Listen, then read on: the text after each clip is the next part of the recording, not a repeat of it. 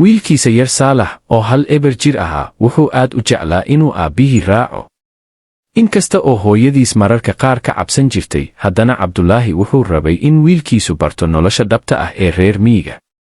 maalin ka mid ah maalmaha xagaaga, heerkulku aad ayuu u sareeyey. qoraxdu waxay ahayd mid gubanaysa, cirka daruuro ma lahayn, dabayshuna aad bay u yarayd. Cabdulaahi wuxuu go'aansaday inuu geela u kaxeeyo daaq ka fog tuulada, maadaama meelaha u dhow ay qalaleen. subax hore ayay baxeen Cabdulaahi, wiilkiisa Saalax iyo geelkii. waxay wateen biyo kooban maadaama ay qorsheeyeen inay isla maalintaas ku soo laabtaan. socdaalku wuxuu u bilowday si caadi ah, geelu si tartiib ah ayuu u socday. Saalaxna mararka qaar wuu qoslayey, mararka qaarna su'aalo ayuu weydiinayay aabbihii. markii ay qoraxdu bartamaha cirka gaartay, kulaylkii wuu sii daray. geelku haddana wuu u adkaysanayay, dadkase ma ahayn sidaas. Cabdulaahi wuxuu go'aansaday inay ku nastaan hoos buur yar. halkaas ayay fadhiisteen, biyo yarna cabbeen. intii ay nasanayeen, saaxiib geela weyn wuxuu bilaabay dhaqan aan caadi ahayn. wuxuu istaagay, madaxiisana kor ayuu u qaaday, isagoo u jeeda jihada waqooyi.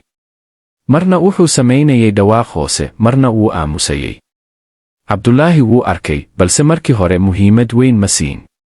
laakiin qalbigiisa waxaa ku soo dhacay dareen uu horay u yaqaanay. geelku mararka qaar wax ayuu dareemaa ka hor aadanaha. wax yar kadib, cirka ayaa isbeddelay. dabayl khafiif ah ayaa kacday, kadibna si degdeg ah ayay u xoogaysatay. ciid iyo carro ayaa hawada isku shareertay, aragtiduna way yaraatay. waxay ahayd ciid duuf lama filaan ah.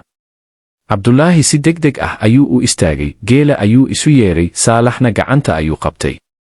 laakiin dabayluhu aad bay u xoogaysteen, jihadiina way adkaatay in la garto.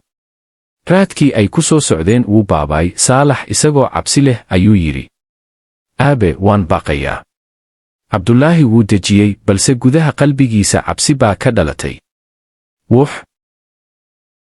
qiso dhab ah, Sacuudi Carabiya. qaybta hal aad qiyaastii 2 erey. nolosha xoolo dhaqatada lamadegaanka. lamadegaanka waqooyiga Sacuudi Carabiya waa dhul ballaaran oo u dhexeeya buuraha qalalan iyo bannaanada ciidda ah ee aan dhammaadka lahayn. qoraxdu markay soo baxdo, kulaylkeedu si toos ah ayuu u garaacaa dhulka, habeenkiina qabow daran ayaa la dareemaa.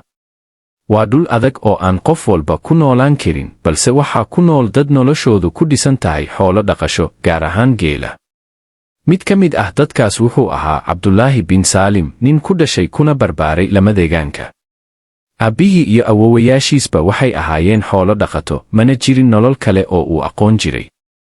carruurnimadiisii, Cabdulaahi wuxuu la kici jiray waaberiga, isagoo raacaya aabbihii oo geela u kaxaynaya daaq fog. markii uu weynaaday, mas'uuliyadda xoolaha iyo qoyska labadaba isaga ayaa